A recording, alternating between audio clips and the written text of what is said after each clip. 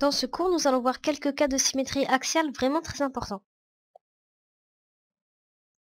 On commence par le symétrique d'un segment. Le symétrique d'un segment par rapport à une droite D, c'est tout simplement un segment de même longueur. Voyons voir comment on le construit. Voici un segment AB et D notre axe de symétrie. Il suffit en fait de faire une symétrie par rapport aux points A et B en reportant leur distance par rapport à l'axe D de manière perpendiculaire, pour ensuite obtenir les points A' et B' étant respectivement les symétriques des points A et B. On trace alors le segment A'B' qui devient le symétrique du segment AB. Et on a bien A'B' qui est de la même longueur que AB. On dit dans ce cas que la symétrie axiale conserve les longueurs, puisque le symétrique d'un segment possède exactement la même longueur que le segment. Maintenant, le symétrique d'une droite. Eh bien, tout simplement, le symétrique d'une droite par rapport à une autre droite, c'est une droite. Pour le construire, il suffit en fait de construire les symétriques de deux points de la droite par rapport à cet axe. Voici notre axe de symétrie D et notre droite. On y place deux points quelconques, A et B.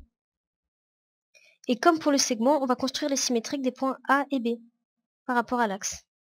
Tout ça en reportant la distance de manière perpendiculaire à l'axe D, en obtenant A' le symétrique de A par rapport à D et B' le symétrique de B par rapport à D.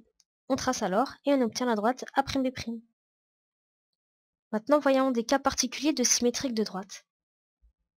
Voyons le cas où la droite AB et la droite D sont parallèles. Et bien, quand on fait notre tracé, on se rend compte que l'on va obtenir une droite symétrique A'B' qui est parallèle à AB. Et si maintenant la droite AB et l'axe D sont perpendiculaires, et bien en reportant nos points AB et A'B', on se rend compte qu'en fait, la droite AB et la droite A'B', sa symétrique, sont confondues. Et on a toujours A'B' qui est égal à AB. Maintenant, le symétrique d'un angle. Eh bien, comme on pourrait s'en douter, le symétrique d'un angle par rapport à une droite D, c'est tout simplement un angle de même mesure. Pour le tracer, on choisit trois points que l'on va reporter de la même manière que l'on a vu pour les cas précédents, en construisant leur symétrique, en reportant en fait les distances de manière perpendiculaire à l'axe de symétrie. Et on obtient les points C', A' et B', qui sont respectivement les symétriques des points C, A et B.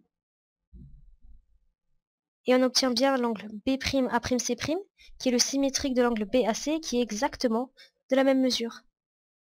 On dit dans ce cas que la symétrie axiale conserve les angles, puisque le symétrique d'un angle est un angle de même mesure. Et pour terminer, le symétrique d'un cercle. Eh bien, le symétrique d'un cercle par rapport à une droite D, c'est aussi, comme on pourrait s'y attendre, un cercle de même rayon, et cette fois, dont le centre est le symétrique du centre du premier cercle. Qu'est-ce que ça veut dire tout ça? Eh bien, regardons. Voici notre premier cercle C, qui a pour centre A. Pour tracer son symétrique, il suffit en fait, tout simplement, de tracer le symétrique du point A, en reportant les distances de manière perpendiculaire à l'axe de symétrie, et on obtient A'. On trace alors le cercle C' de centre A', en prenant le même rayon que le cercle C de centre A. Et on obtient bien un cercle symétrique au premier, avec les deux cercles qui ont bien le même rayon.